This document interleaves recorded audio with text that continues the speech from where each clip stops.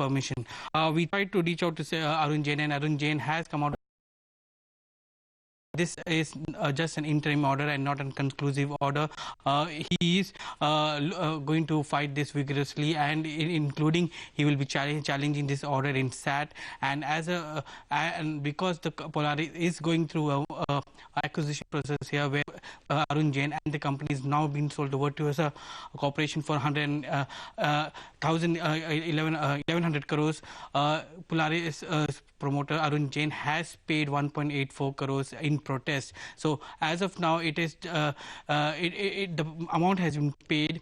It's a catch-22 situation for Arun Jain, because this entire acquisition is still in the process of being completed, while his demat account has been frozen so far, and till SEBI unfreezes it, this acquisition can't go ahead, because Arun Jain is going to sell his stake as part of the entire deal process. All right, so watch out for Polaris tomorrow, and thanks very much, Ajit, for giving us insights on that story. Now, the worst is over for the Indian banking sector. That's the word coming in from Moody's Investor Service. The agency believes there will be a sharp slowdown in the addition of stressed assets in FY16, helped by an improvement in the macroeconomic environment. Ritu Singh has the details.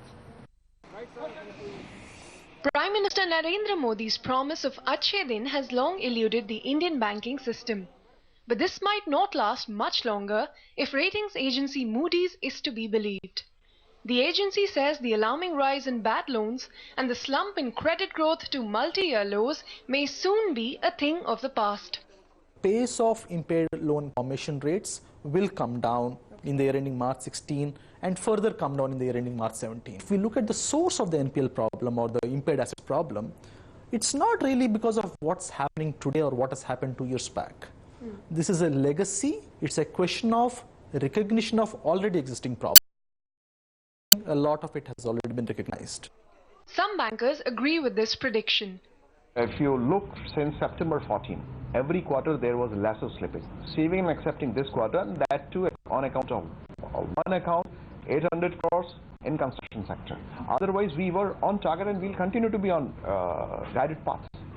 Moody's expects the formation of fresh impaired loans to come down from the 3 to 4% levels seen in the last few years to 2% by March 2016 and even fall below 1.5% by 2017. This will be helped by the resolution of legacy issues in the economy. However, it warns that the steel and power sectors will continue to show signs of stress for some more time, making the banking sector's recovery a U-shaped one rather than a V-shaped one. In Mumbai, Ritu Singh. Well, shifting gears now to Motown, it's only going to be an uphill drive from here for German auto giant Volkswagen in India. The Heavy Industry Ministry has confirmed that more than 3 cars made by Volkswagen and its affiliate companies may have the same faulty engine which violates emission norms worldwide. A petitioner, meanwhile, has now dragged the company to the National Green Tribunal, or the NGT, seeking a ban on sale of Volkswagen cars along with an industry-wide probe. Ashmit joins us with the contours of the petition before the Green Tribunal. Ashmit. So we do understand that a petition has dragged Volkswagen to the National Green Tribunal. Now, essentially, they have raised similar concerns. They've echoed the same concerns as the Heavy Industries Ministry with respect to emissions of Volkswagen vehicles. And on the back of that, they've sought some very strict prayers, if one could call it that. One, they've sought a complete ban on manufacture and sale of Volkswagen vehicles. Two, they've also sought a monetary penalty. The petition speaks of a monetary penalty to be slapped at Volkswagen for quote-unquote the ecological damage that has been caused. And finally, and perhaps most importantly, the petition also seeks an industry-wide probe, not specific to Volkswagen, but to automakers, to ensure that they are compliant with the emission norms, and that this investigation should be overseen rather by the NGT. Now, we reached out to Volkswagen. They've come back with a reply that they're yet to hear, they're yet to get any communication from the National Green Tribunal on the matter. But that, of course, we will see further action on November 30th. That's when the date, that's when the NGT is likely to hear this case. And what's interesting here is that a show cause notice had been issued to the German auto giant on the back of ARAI finding that emissions were indeed could be higher than the prescribed limits, and that is something to which they will have to reply again by November 30th. That's coinciding with the hearing as well. So clearly, Monday could turn out to be a day where Volkswagen will have to offer answers for some tough questions that have been raised so far. All right, Ashmit, thanks very much for joining us. But the German car giant clearly wants to increase its presence in India.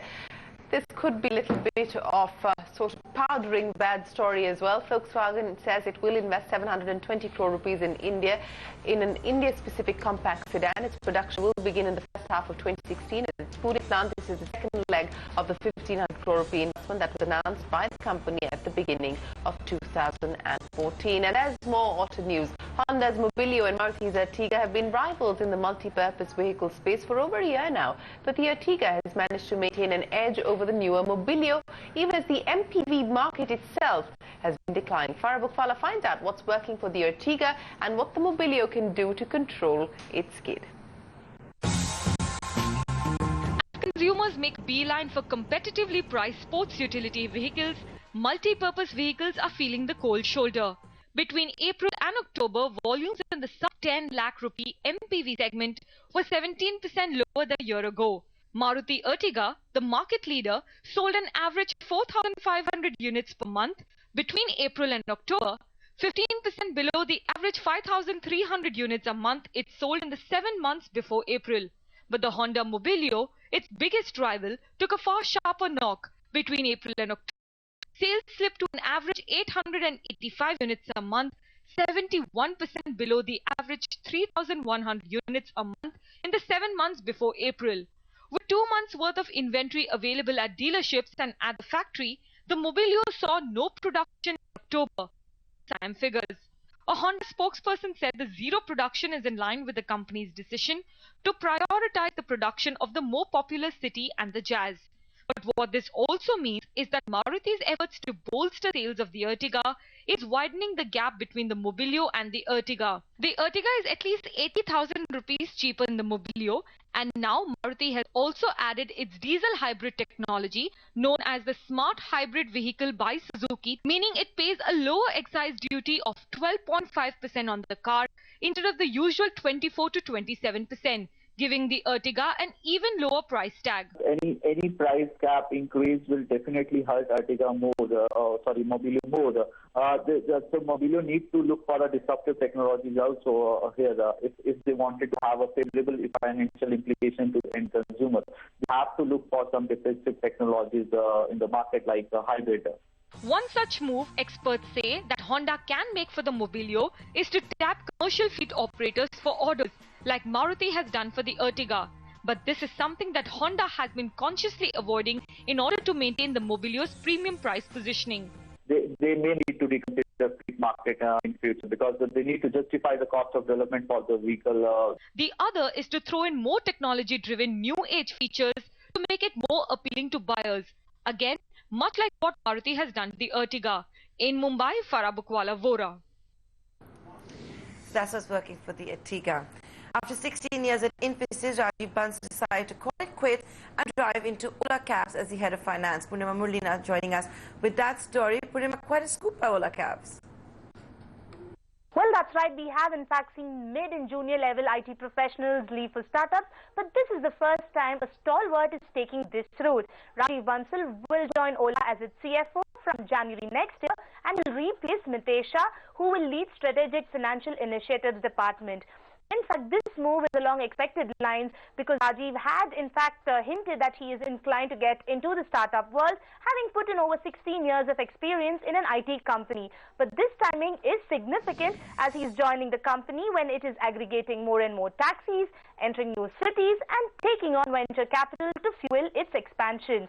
Remember, Ola has in fact recently entered the payment space. And with Rajiv Bansal's entry, it's a big boost for the company in taking the battle with Uber to the next level. And for Rajiv, this is in fact an opportunity to be at the forefront of a transformational technology. Back to you. Thanks, Purnima, for joining us with that. So after 16 years, Rajiv Bansal is going to join Ola Cabs as the CFO. Global investor appetite may be showing signs of a revival, but by no means is a done deal. And I hope I get this pronunciation right. My French is not very good. Billionaire philanthropist Nicolas Behouen, for instance, has invested $200 million in India so far, but says he's not going to throw in any more money till there's forward movement at the ground level. Cnbc TV 8's Priya Sheth and Kritika Saxena get to that story.